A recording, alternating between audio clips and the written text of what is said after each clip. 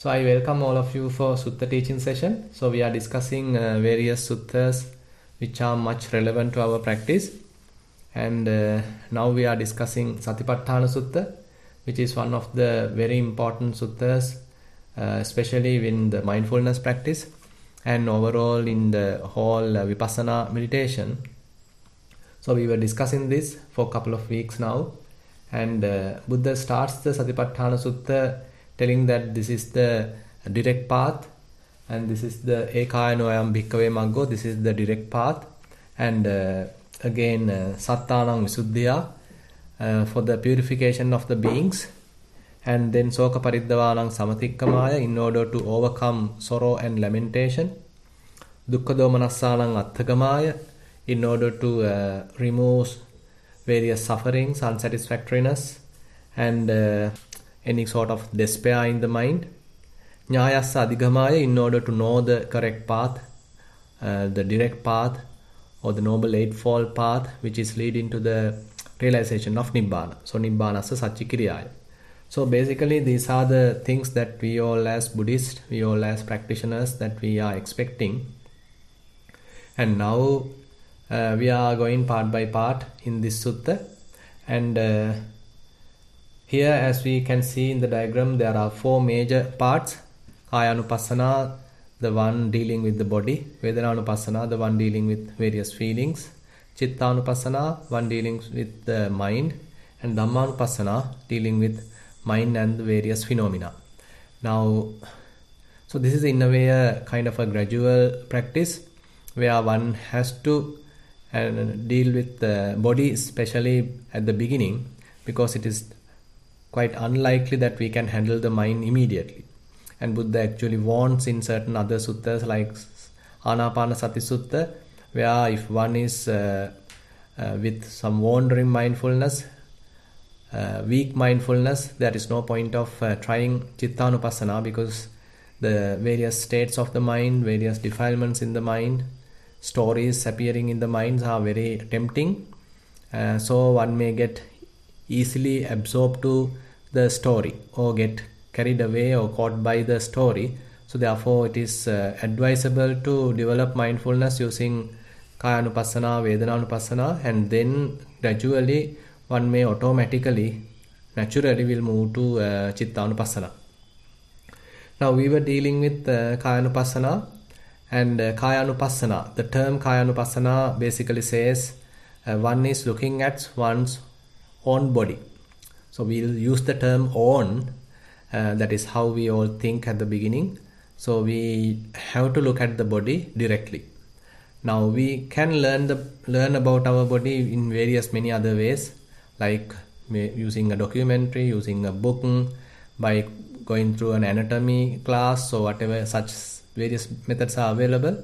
So all that knowledge, all such knowledge is still superficial. So every that knowledge stay in the mind in a sort of in a superficial manner, at the surface level, not penetrating. Now in this practice, what we are trying to do is to directly experience the body. Now this direct experience is something prominent and visible throughout Satipatthana.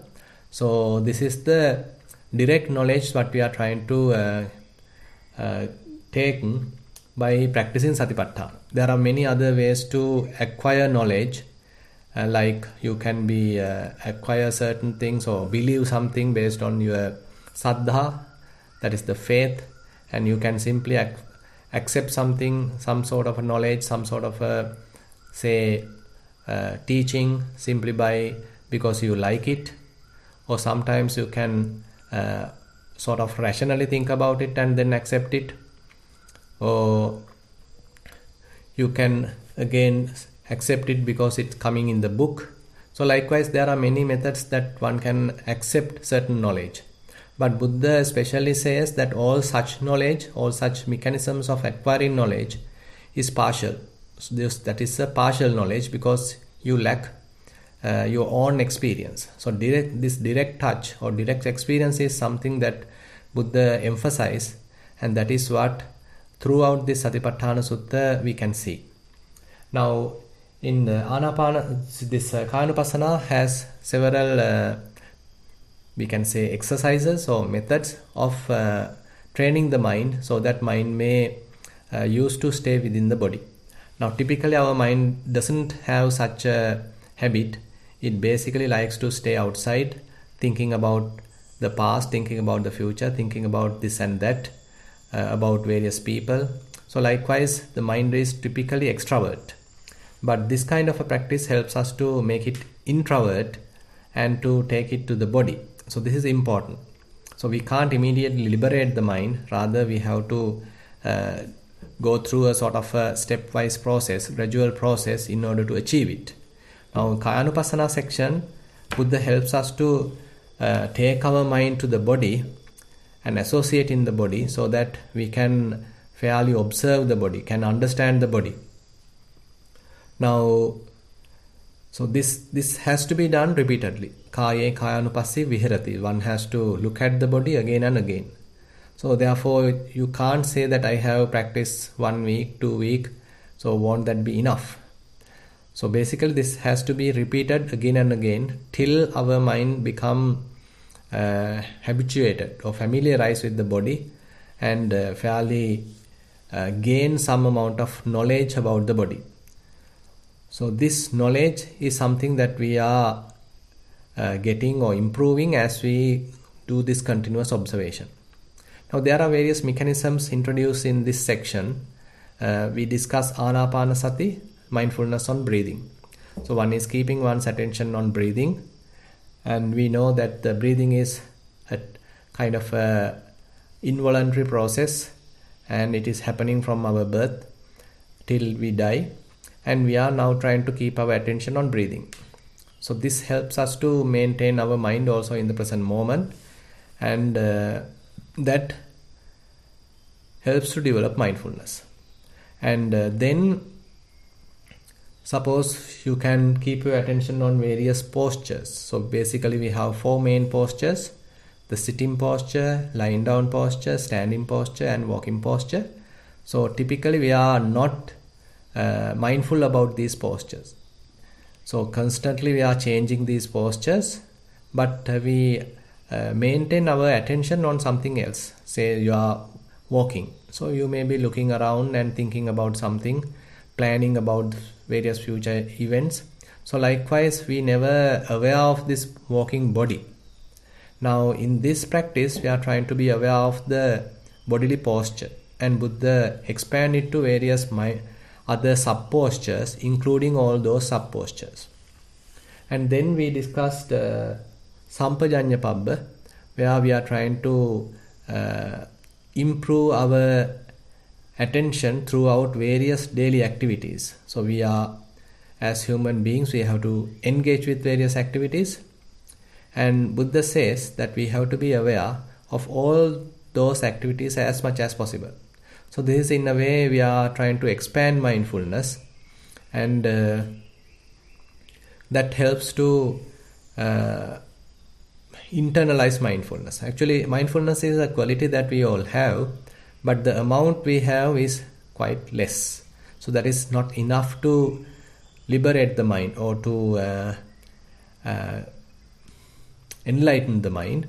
So rather we have a fairly weak mind, weak mindfulness.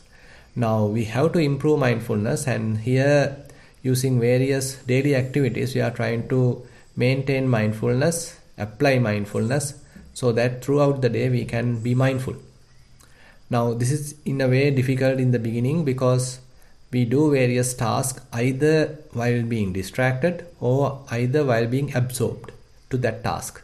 Say for example, you are reading a newspaper. So at that time there are various news in the paper, and those may be very exciting, those may be really distracting, and sometimes really causing a lot of agony. So all this will take us to some sort of a different world, mind-made world, and we may be thinking, we may be proliferating, fantasizing. So ultimately we lose the present moment. So this is where we being lost in the content.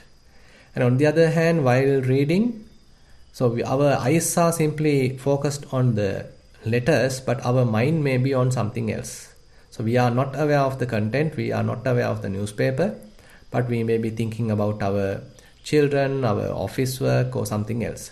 So that is where we are being completely distracted. But on the other hand, if we are able to maintain some sort of a balance, that we know that we are sitting and we are holding a newspaper, and we know this is a kind of an article written by someone, and it could be biased, and this is some information that he has formulated, compiled, and now we are reading. And you can have that set up, and then you can also read the content. So likewise, you have this awareness, mindfulness about that activity. So likewise, you can maintain mindfulness throughout the day in various daily activities. So that is what we discuss in this Sampajanya Pabbha. Now we are coming today to the Patikula Manasikara Pabbha. So this is another aspect of Satipatthana, where we are trying to understand the body in a different point of view. Now we know in Satipatthana Sutta itself, Buddha says that one has to practice Satipatthana while maintaining certain qualities, very much like maintaining a suitable atmosphere in the mind. Atapi sampajano satima vinaya loke abhijja domanassa. So this is sort of a restraint that we have to maintain in our mind. Now atapi is the continuous ardent effort that we have to maintain, because the practice is not a one-day task or few days task, but it has to be engaged with several years. And so as a result, we have to have such a continuous effort. We have to maintain such continuous effort. At the same time, we have to have a ability to overcome defilements. So that kind of direction or inclination to reduce defilements, to overcome defilements, has to be available in the mind. Even though still various defilements are available in the mind, but we have an inclination to overcome them.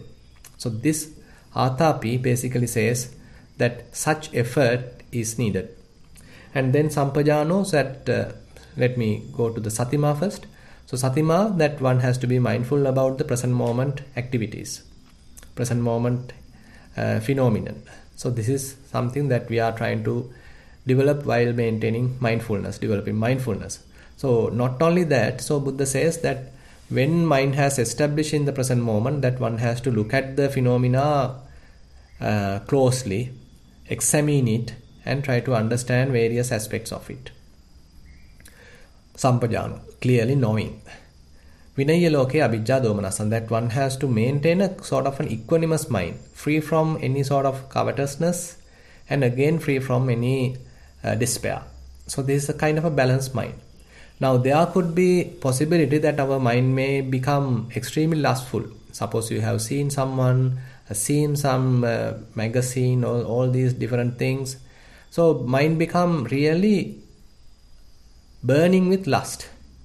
On such situation, immediately if you try to develop Anapanasati or any other typical meditation, it would be very difficult, because mind is already in a completely agitated state, burning state because of lust. Such situation, we can use this particular manasikara, where you are trying to understand the loathsomeness of the body. Typically we think this body is very beautiful, and it may be very fair and tall, and there are various attributes that we say, and we are always trying to keep it very clean and very beautiful. And even externally we are trying to apply various things, lipstick, cutex, in order to make it beautiful, and we are wearing various clothes to make it further beautiful. So likewise, we are always very concerned about the appearance. Now if we look at deeply, if we are able to penetrate the skin, so what is available is rather fairly impure things. So this is something we all forget, and we only see the outer appearance. So because of that, we become extremely lustful, we become really deluded. So as a result, our mind is in a fantasy world. Now this is something leading to various sexual desires, sensual desires, sexual fantasization. So these kind of many consequences are there. So mind become utterly bewildered, utterly polluted because of this kind of lustful thoughts going on. Now, in order to overcome such state, so Buddha asks us to look at the body as various bodily parts. We know that even though we consider this body as a single thing, one unit, it basically consists of various bodily parts. Now, these bodily parts are utterly loathsome. They are not pure. Rather, they are impure. Now we are trying to understand that. So Buddha asks us to look at these bodily parts and starting with the most easier to understand ones. Starting with head hair, body hair, nails, teeth, skin. Now these are something that quite familiar to us. Head hair, body hair, and nails, teeth, skin, and this is something visible to outside. Now we have to maintain our attention on head hair. We have to maintain our attention on body hair. Then we have to pay attention to nails, fingernails, toenails, and then the teeth, skin. Now as we are focusing, we have to look at it in an angle that how impure they are. Actually, when individually we take them, we can understand they are not nice, they are not beautiful, rather they are impure. Suppose you have teeth extracted, and if you are able to keep all the teeth extracted and if you are able to see them, you don't feel that it is beautiful, you don't feel that it is pretty, rather it's appear like loathsome. So likewise, all the parts, if we take out from the body and keep it in the front, you can see they are quite impure, quite loathsome. So we are now trying to keep our attention on these various parts, one part after the other. So once you are familiarized the first 5 parts, then you can go a little deeper. Then we have flesh, sinews, bones, bone marrow, kidneys. Now we are actually penetrating the body. So we are going inside the skin, and now we can come across flesh. So if you consider it's the shape, its appearance, and how it is mixed with various blood, and then it appear quite impure, it appear quite loathsome.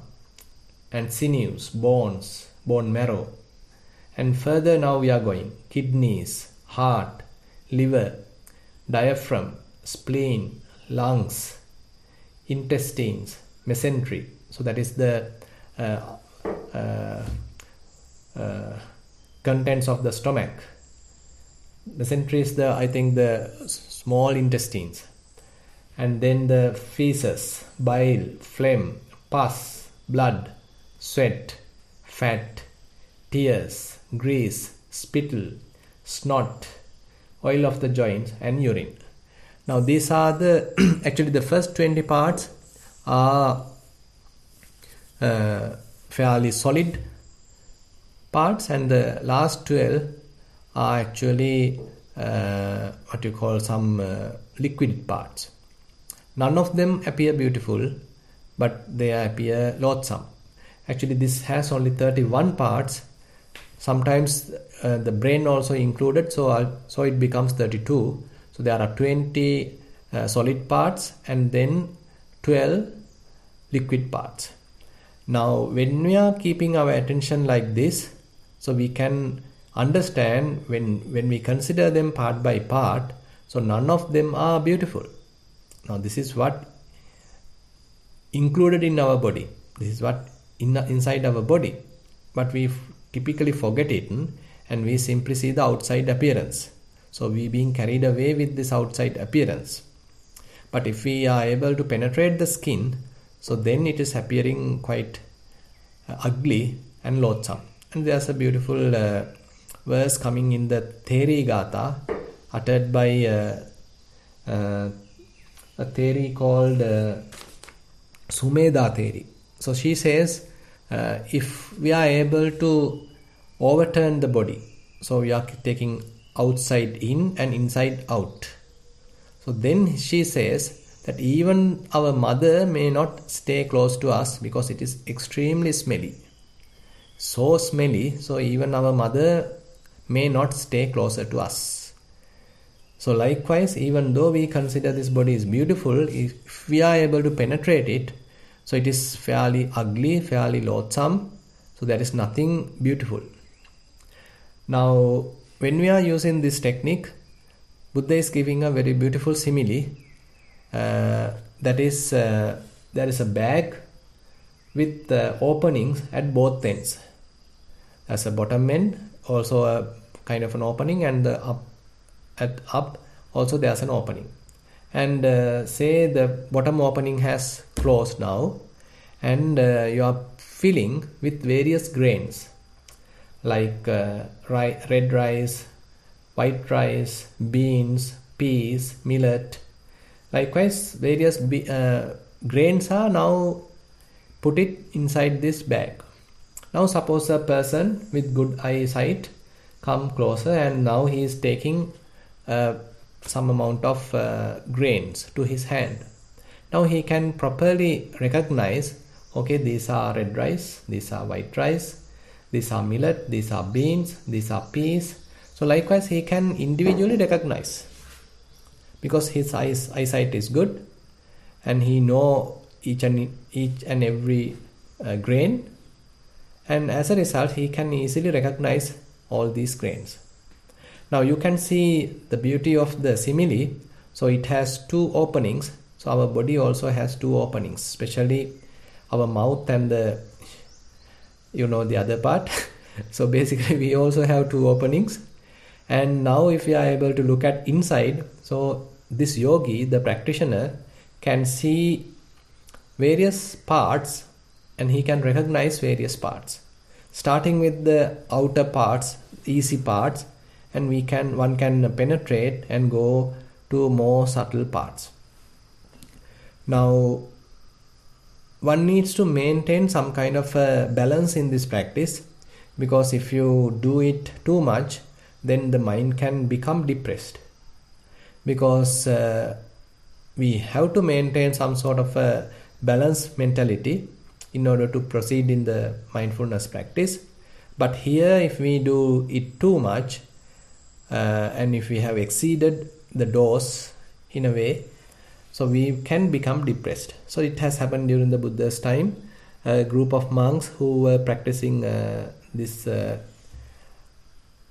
32 parts or Patikula Manasikara, understanding about the loathsomeness of the body. So they become really depressed and they wanted to get rid of this body, and ultimately they commit suicide.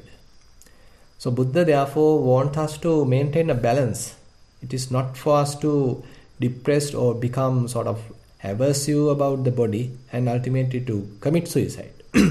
Rather, it is to overcome lust.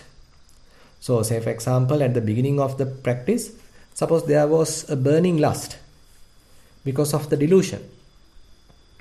But if we are able to look at the bodily parts in the loathsomeness point of view, then slowly that arisen lust may disappear. And once that lust has been disappeared, you got to stop, because now the purpose is finished. Now the mind has become neutral. So when the mind is neutral, it is not necessary to further practice this type of meditation technique, because then it may go to the downside and ultimately the mind can become even depressed and you can even be aversive towards the body. So that is not expected. So what is expected is to overcome lust and then again take it to the middle. The mind is in the middle, equanimous. So this is what actually represents in the simile given. So basically, when you are seeing various types of grains, there is no any sort of a lust, there is no any sort of an aversion. Rather, it's a kind of a neutral feeling. So similarly, you have to reach that sort of a mentality, that sort of a neutral mental mindset, when you are practicing at the end of the these 32 parts. So at the beginning, suppose your mind is lustful, and now you start the practice, and ultimately it becomes quite neutral. And now you can look at various bodily parts as bodily parts, and mind is in a equanimous mode. Then you can stop. Now this is something that we as practitioners have to keep in mind. And on the other hand, we can use this same practice in another point of view in order to overcome the compactness. Now typically we consider this body as one unit.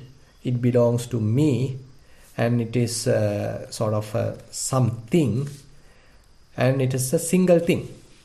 So it's kind of a compact. Now in order to break this compactness, actually we have to break this compactness because it is not a single thing. Say for example, if you take a vehicle, say you have a car, Toyota car, say various, now even in Toyota now there are so many varieties, and I say okay, Toyota Corolla. Now suppose you have Toyota Corolla car. Now if you are able to disassemble, what are the parts available? So there are several seats, steering wheel, wheels, rims, engine, the body. Likewise, there are so many parts. So ultimately, once we disassemble it, there is no car even. Now we have Toyota Corolla, not even a car. So we are so attached even to these brand names. But actually, even there is no car. What is available is so many parts. So once we assemble those so many parts in a particular manner, then we can call it a car. So this is kind of an assigned name. It is not something real, but this is something fabricated. This is something that we have assigned for easy communication in order to distinguish among various other parts. Now, ultimately what happens is we become lost in this imposed name.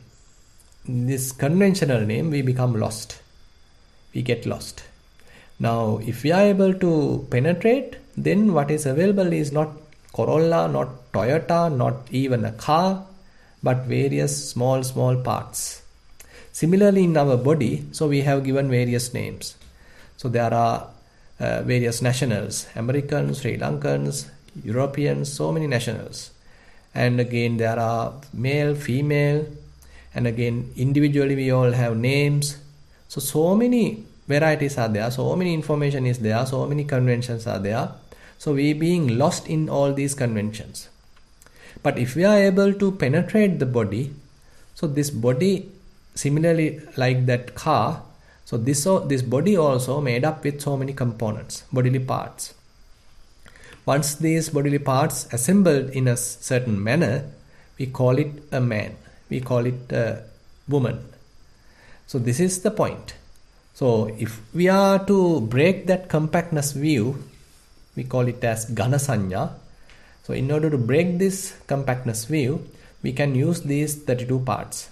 Now here, don't consider that 32 parts in a loathsome point of view, but rather consider them in a neutral point of view, that the body has head hair, body has body hair, and nails, teeth. So likewise, you can one after the other, you can keep your attention, but not attributing any sort of a loathsomeness, but simply recognizing them.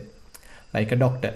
Say doctor doesn't see them loathsome, rather he consider them, suppose one has to do a surgery. So then he simply opens the, suppose kind of opens the stomach, and he opens the intestines, and he may do a surgery.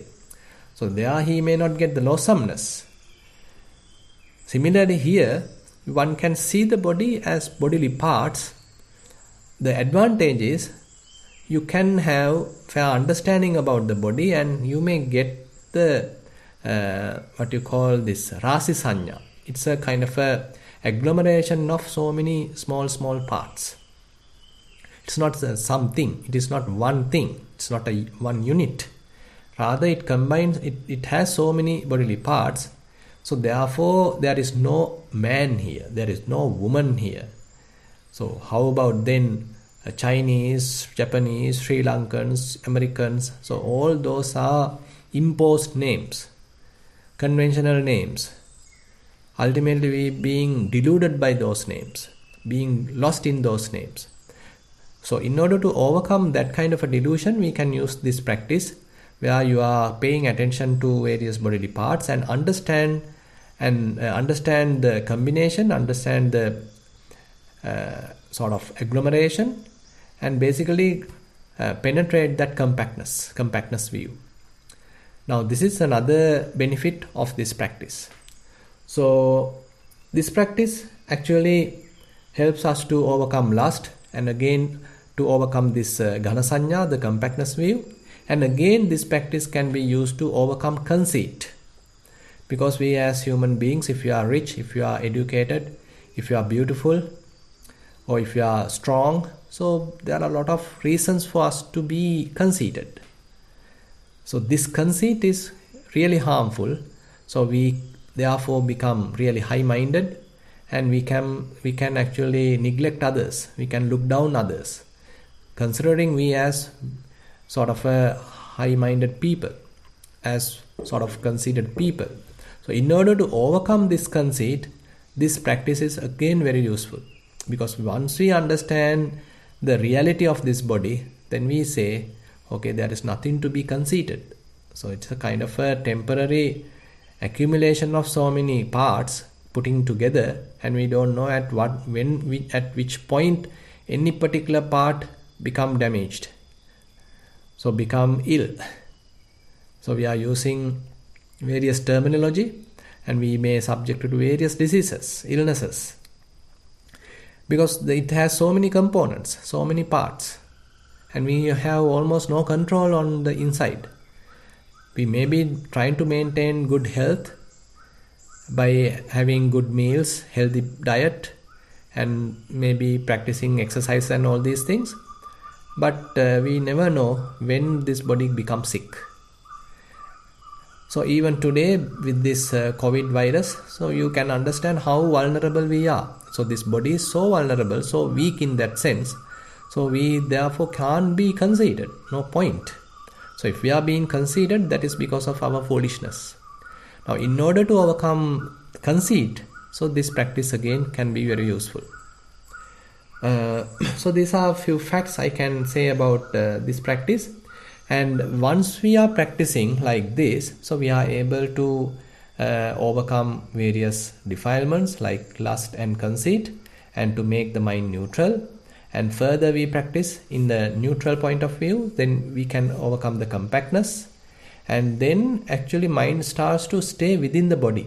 Now if you are again and again reflecting these parts, so mind avoids going outside, because it doesn't have enough time to go outside. It has to contemplate about various bodily parts. So mind become used to stay within the body. So this is something that we expect from Kayanupassana.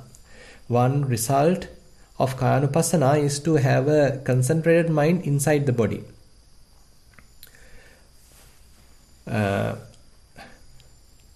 As I said in the beginning, mind typically extrovert, go here and there outside, looking various outside things and thinking about past and future. But with this practice, that trend being cut off, and now mind stays within the body. So this is a very good advantage for us to further improve. So once our mind stays within the body, we don't stop there. Rather we use that restrained mind or tamed mind to further analyze the body or further examine the body. Not intellectually but experientially. Now when you are experiencing the body more and more, now mostly you can even understand rising and falling. You can even understand various say sensations, or you can understand the breathing. So likewise various bodily processes are become quite evident, because now mind associates the body, and you can further refine your mindfulness, refine your focus, and can understand all these various bodily sensations. various bodily feelings, breathing, rising and falling, or any other bodily process. Now, if we are able to further penetrate, you can recognize any of these sensations is permanent. They have the nature to arise and they have the nature to pass away. Any breathing, they have the nature to arise and they have the nature to pass away. Rising and falling have the nature to arise and have the nature to pass away. Any kind of bodily feeling have the nature to arise and have the nature to pass away. So likewise, this arising and passing away become quite evident as our mindfulness stay within the body and it become refined. And now we have sharp mindfulness and mind also quite focused, concentrated. And now you can understand all these processes, all these element characteristics, all these feelings are not permanent. They are quite transient. So Buddha says, Samudaya Dhammanupassīvā kāyasmiṃ viharati, Vaya Dhammanupassīvā kāyasmiṃ viharati. Samudaya Vaya Dhammanupassīvā kāyasmiṃ viharati. Now this is where we are coming to the meditation part. First of all, we establish mindfulness, and once that is succeeded, now we can understand the more subtle aspects of this process. Even though this body appear like one thing, it is not something. It's like a series of processes constantly changing, subjected to change. And we have given a name in which we become deluded. Now we are penetrating the body and understand it's like a factory constantly working, never stop. If it stop, then we become sick or even die. So likewise, once we understand about the body, there is a kind of a dispassion arise. Instead of passion, instead of lust, now kind of a dispassion arise. And now your mind become quite detached from the body. Previously it was so attached, so conceited. Now it become detached. And you have disenchantment towards the body. Now you can maintain kind of a dispassion towards the body. And if you are maintaining such kind of a disengaged observation, distance observation, and you continue a practice, more and more mind become dispassionate and it can ultimately become free. Anisitocha viharati nachakinchi loke upaditi. Now the mind can become free because it understood the reality. There is no point of attaching to it. There is no point of grasping to it. So it simply let it go. And now it become free. So mind has found its own solace. It has found its own mindfulness island, kind of a safe place to stay. Nothing to attach, nothing to hold, nothing to grasp. So mind has its own freedom. So this freedom then one has to develop. So again and again mind go and grasp because that is its habit. But now one may understand through his insights that one has to maintain this freedom. One has to enhance this freedom. One has to maximize this freedom. So one has to live kind of a practice, kind of a life which is more conducive for such kind of a freedom. So then one will understand the necessity of sila, morality. One has to live a moral life if one needs to maintain a purified mind.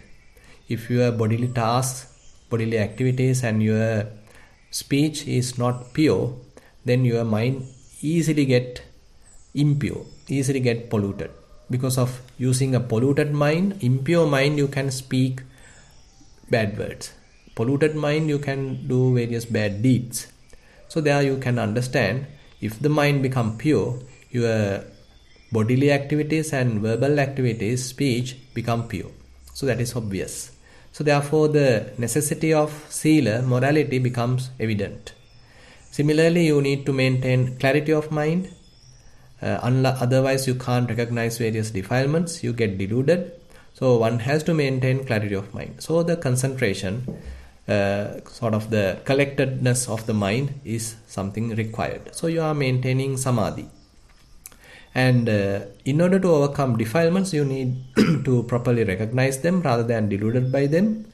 So there you need wisdom, panya. So therefore you are practicing sila, samadhi, panya, morality, concentration and wisdom. So morality helps to develop concentration. Concentration helps to develop panya, wisdom, and panya helps to further strengthen morality, again to strengthen concentration. So likewise, all these three factors or three sikha, what you call as three trainings, actually help each other. They are interconnected, interdependent, and they are actually helping each other. So this Noble Eightfold Path becomes one's way of life, one's way of practice. So therefore, in this section also we can understand, first of all, one needs to establish mindfulness. And even in this section we have discussed how to overcome sort of a burning lust and to make it neutral, so that our mind further well established in mindfulness. And when we succeeded in that, we can understand some very subtle aspects of this body, that is the rising and passing away of various processes, various sensations, various feelings, and that helps us to develop fair amount of wisdom, and that makes the mind free. So this is kind of we can say the three sections even here we can understand. So with that, I like to conclude today's Sutta discussion session. Now I like to open the session for questions. Thank you, Sanjay. Sadhu. For any new friends that's joining us for the first time, you may ask the question directly by raising your hand, or you may submit them to me via chat anonymously. I haven't received a question yet, Bante. I'll let you know when I do. Yeah, sure. So now everybody understood, so there can't be any questions.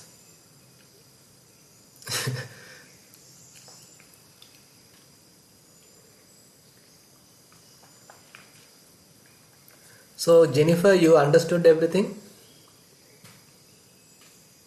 I think I am at the level of I understand the words, Bante, that you are saying. I still need to personally experience a lot of what you are saying. Right. So that's still on the path. Good. So you have to understand the content now. Yes.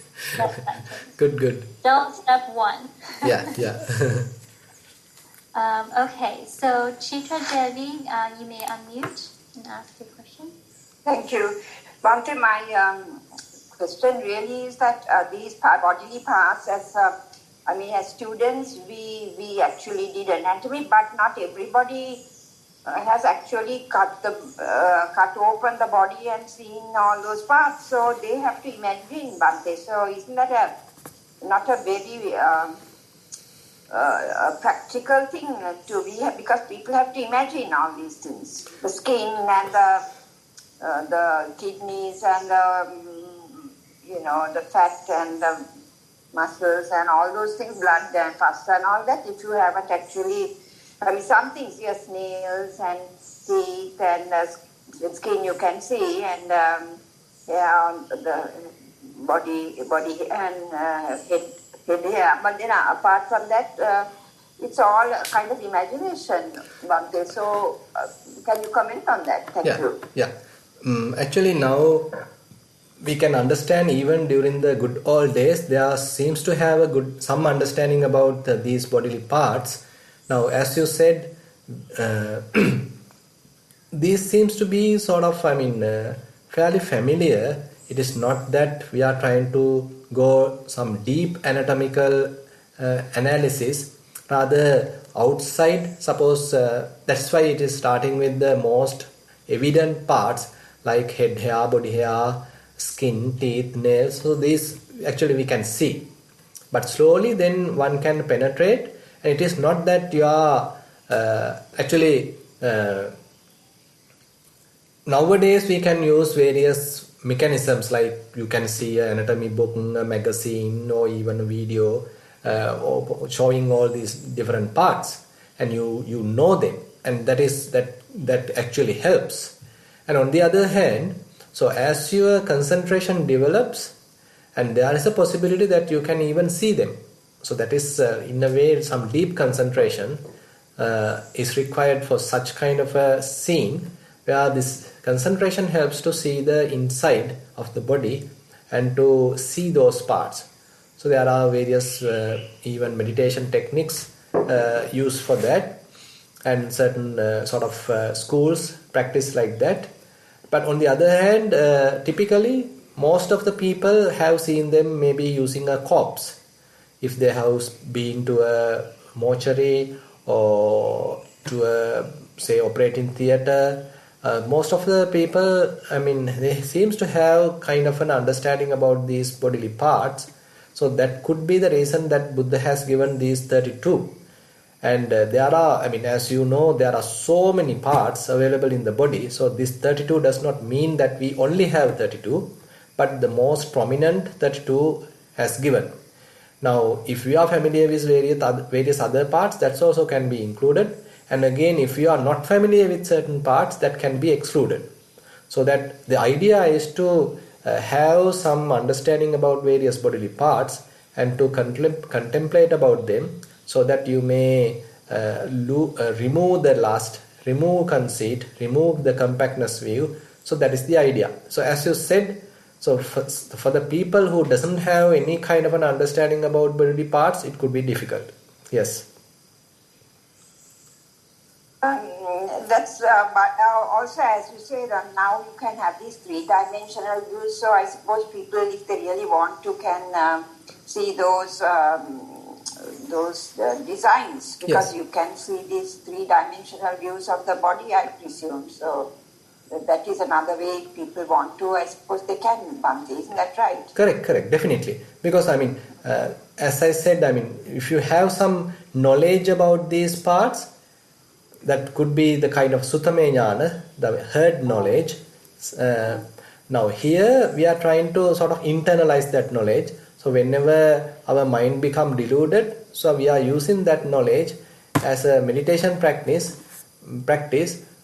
in order to recognize one after the other, one part after the other, so that the mind again become neutral. So our mind again become pure, free from lust, and similarly free from conceit, and again free from compactness view. Yes, I understand, Bhante. Thank you. Yeah. Bhante, does the practice of Kayanupassana essentially, can that be as effective as this contemplation of the 32 parts of the body and removing lust? Sorry, could you repeat the question? So if we can know the element characteristics of the body, use that, essentially that's Kayanupassana. Yes. Is that as effective as this 32 parts contemplation and removing lust? Yeah, I mean, so actually sometimes we can say like this. Practical point of view, you can actually practice either 32 parts, either say element characteristics, or both. Say for example, you start, suppose your mind is lustful. Now you start practicing 32 parts, and now mind become neutral. Now slowly, now since the mind is now restrained and in a neutral position and quite being with the body, now easily one can understand the element characteristics. And now you are going deeper and the element characteristics are visible. Now as a result, so you can say, depends on the circumstance, you can use any of these techniques. And if you are quite familiar with the element characteristics, you can immediately go to see element characteristics and assume that even that is you are familiar with, assume that at the moment your mind is lustful. So immediately practicing element characteristics could even be difficult, because one has to have good command of it in order to remove lust. But at the beginner's level, so element characteristics are not yet evident, and your mindfulness is also not developed, and the hindrances are quite powerful. So as a result, it is not easy to remove lust. On such situation, this kind of 32 parts practice would be quite beneficial. So basically it depends on the circumstance. So say for example, if a yogi's life So in the first period, probably one may utilize 32 parts. Then mind become fairly free from lust. Then he is continuing element characteristics. Now after certain amount of time, then mind is less with lust. So you can even handle lust, and you can even be mindful about lust. So now lust may not overwhelm you. On such situation, you don't need 32 parts practice at all. You can immediately go to element characteristics, and even not even Kayanupassana, you can even go to Chittanupassana. So likewise, so depending on the circumstance, we have to use this technique. Okay, thank you, Bhante. Yeah. And for the next question, I'd like to invite Kumudini. Could you please ask your question directly? Bhante, my question is, you were talking about the Sila and Samadhi and Panya. In this case, did you mean Samadhi as in Jhana? No. Or Vipassana Samadhi? Yeah, actually not about jhana. So in Vipassana, what we require is the sort of clarity of mind. You can understand various defilements available in the mind. And again, once you need to practice Kayanupassana, Vedananupassana, you need certain amount of focused attention. That the mind is not distracted. It does not jump to this and that. Suppose you want to focus on a feeling. It may be a painful feeling. So you have to maintain that focus for quite a long time in order to understand that feeling. So such kind of concentration is required. But not jhana. Not Jhana. Not jhana, yes. Now this practice, Bhante, I have been reading some books from Ajahn Brahmavan, so he says that you have to gain jhana in order to liberate. Is that your understanding too? No. Basically, jhana is not an essential thing. So these are different, one can say different beliefs in various schools. There are certain schools says, okay, jhana is a must. One has to have jhana to practice vipassana. But many other schools say it is not necessary. It is necessary to have a certain amount of concentration, but not to the level of jhana. And even one has jhanic concentration. If you want to practice vipassana, you have to emerge from jhana. While being in the jhana, you can't practice vipassana. Rather, you have to emerge from jhana, and then you have to practice vipassana. Now, say for example, if you consider Sayadaw U Pandita, Sayadaw U Jyotika, Sayadaw, Mahasi Sayadaw. So likewise, so many, prominent vipassana teachers, actually they say, jhana is not a must. And even Achan Cha, Ajahn Sumedho, and there are so many teachers who basically does not say that jhana is a must. And you can practice vipassana, with what you call the neighborhood concentration. There are levels of concentration. What we call the first one has the neighborhood concentration, Upachara Samadhi, and then one reaches this jhana, Appana Samadhi, and the Upachara Samadhi is quite enough to practice or to begin vipassana.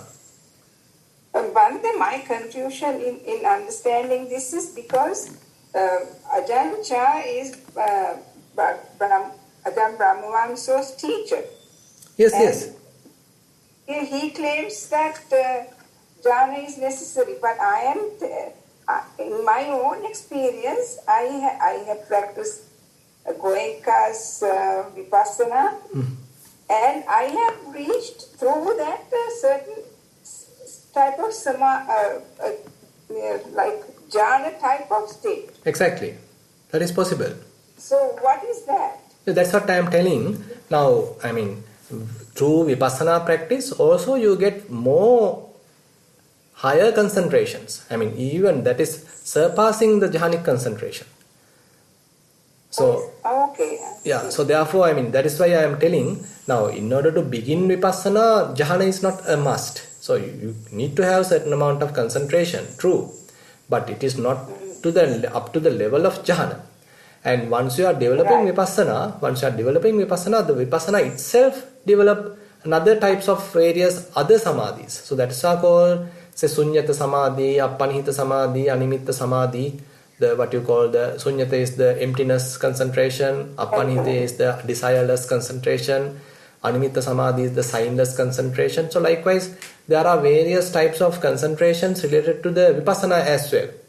And before that actually, when you are observing any sort of a phenomena, you have the kanika samadhi, what you call the instantaneous concentration. So instantly you have to have concentration there, then and there. Right. So likewise, the vipassana practice has its own domain, and it has its many other types of concentrations, and actually those are even surpassing the samatha concentrations. And again, on the other hand, they even merge. Say, for example, you start with some amount of concentration, and suppose you develop vipassana, practice Satipatthana, and you even can end up with sort of arupa jhana.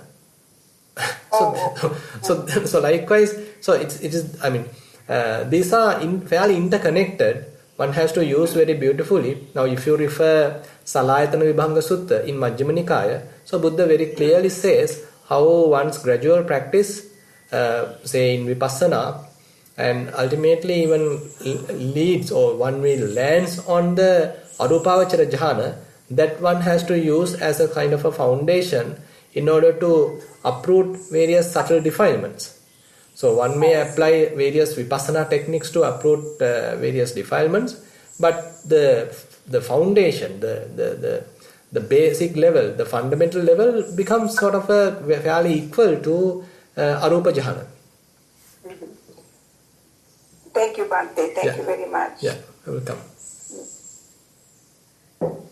So next question, Bhante, by listening to Dhamma, we get a superficial understanding of the unsatisfactoriness of body.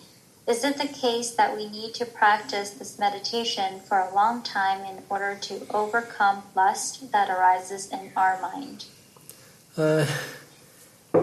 Yeah, actually, by reading books, listening to Dhamma, we can get some understanding. As you said, it is in the superficial level, and now that is not enough. So that does not actually last for a long time. I mean, till that is remaining in the mind for some time, your mind can become free from lust or free from any other defilement. But as that memory goes away, that is quite quickly happens, and again mind get defiled. But on the other hand, one becomes practice meditation, vipassana meditation, so that is actually going more deeper and is able to sort of arouse wisdom, arouse concentration, and that actually makes a kind of a permanent change in the mind, irreversible change in the mind. So that is where we can be sort of confident that the now mind may not completely collapse to the previous stages. Rather, now there are certain irreversible levels in the one's practice. So till that, one is in a way kind of unsafe. One can always drop down to the zero level if one does not practice. Yeah.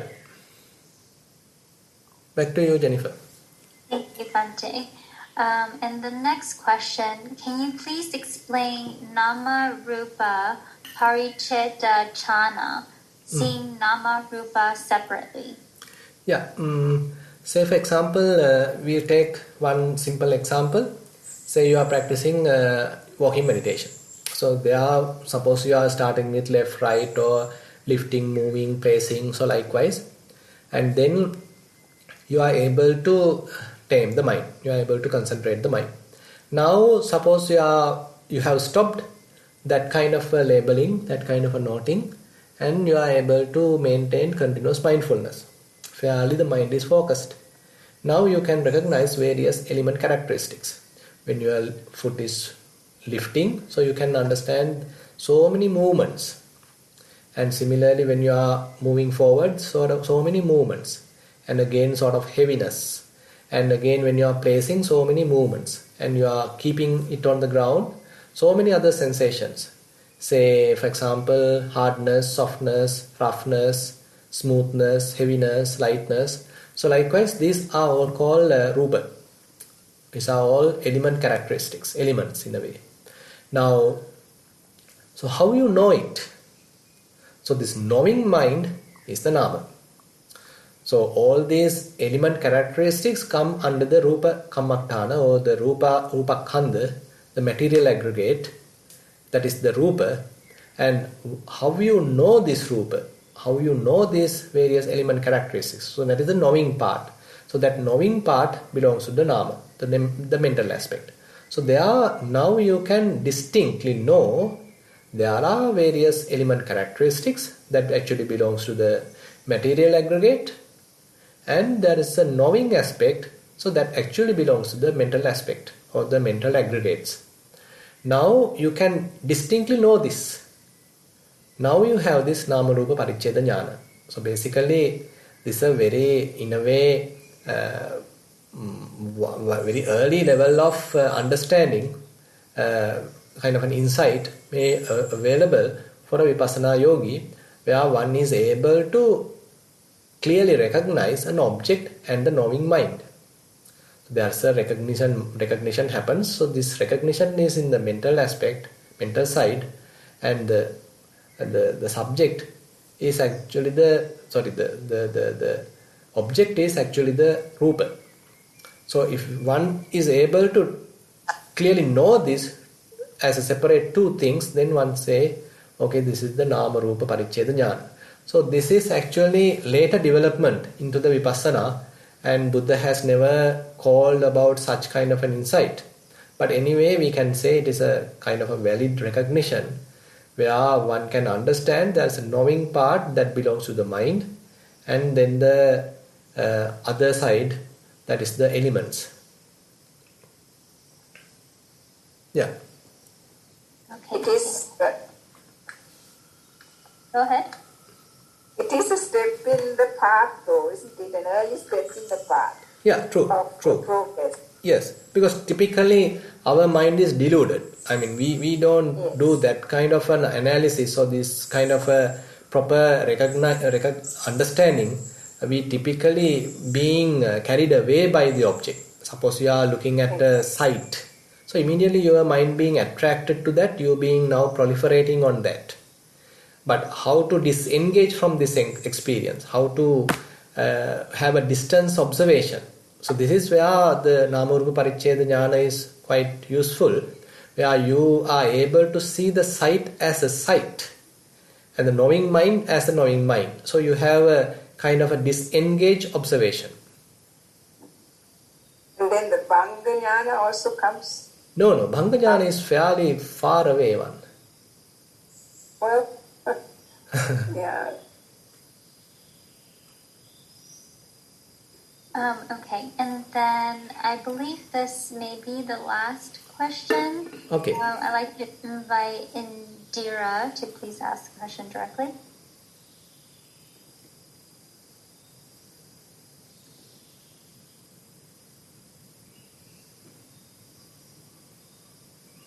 Hello, Indira. Can you hear us? I see your microphone is unmuted, but we can't hear you.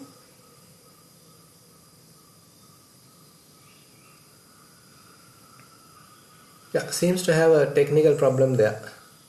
Yeah, I can hear some echo, but I can't actually hear you, Indira. Sorry. You can also send your question via the chat if that's easier.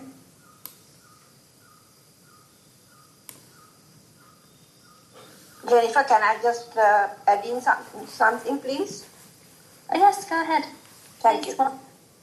One thing about this jnana that you were talking about, the nama rupa paricheda jnana. Yes.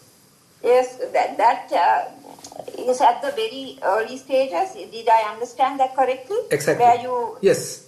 You do, and the bhanga is when you go more deeper. Yes, that's right. So, because actually, after you meditate, if you are a regular meditator, this nama rupa parichedana jnana, it comes quite easily, isn't it? But yes, it's definitely. quite early in early stages. Yes. That's why, I mean, there are actually, say for example, during the Buddha's time, I mean, there are no that kind of a series of jnanas mentioned in the books. So they have mentioned only couple of very evident jnana, evident vipassana knowledges, and especially the 7 types of purification, visuddhi. And then later, with the sort of after the passing away of the Buddha, now people are thinking in this way, that way. Now they come up with 9 vipassana knowledges, 10 vipassana knowledges, 16 vipassana knowledges, 18 vipassana knowledges. So likewise, now the system has fairly complicated. So this Namarupa Paricheda Jnana is at the very early stages, and it is being introduced after the passing away of the Buddha. Mm-hmm. And just one thing I just want to add, Bhante, that Loku Andro, he has said in the retreat situation that Mahase Sayadaw, he talks about Vipassana jhana. So the lady earlier was talking about those things, so I just thought I'll add that, Bhante, that's what I have been taught in me. Right. So yes, so Vipassana jhana is another thing that actually introduced recently by Sayadaw Pandita, where one can sort of have a kind of analogy between the Vipassana levels and the Samatha jhana. Say for example, when you are able to fairly concentrate on a particular phenomenon, so there you have to apply your mind again and again to the phenomenon. So the vitakka is available. And further, you are closely examining that phenomena. So therefore, the vichara is available. And once you are succeeding, there's a kind of a rupture, sort of a happiness, because your effort being successful.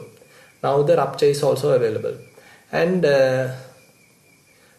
once you are doing it quite well, so kind of a happiness, kind of a sort of comfort, sukha is also available. And your mind is well concentrated, and the ekaggata is also available. So if you consider the jhana factor, vitakka, vichara, piti, sukha, ekaggata, so you can really well found in the vipassana practice as well. So therefore we can say this is the first vipassana jhana. And then say you are going to the arising and passing away level of knowledge. So then you can again find kind of an analogy between that and the say second jhana or third jhana, like that. So there you can understand, so based on the jhana factors and what are the available vipassana characteristics, you can have a kind of an analogy.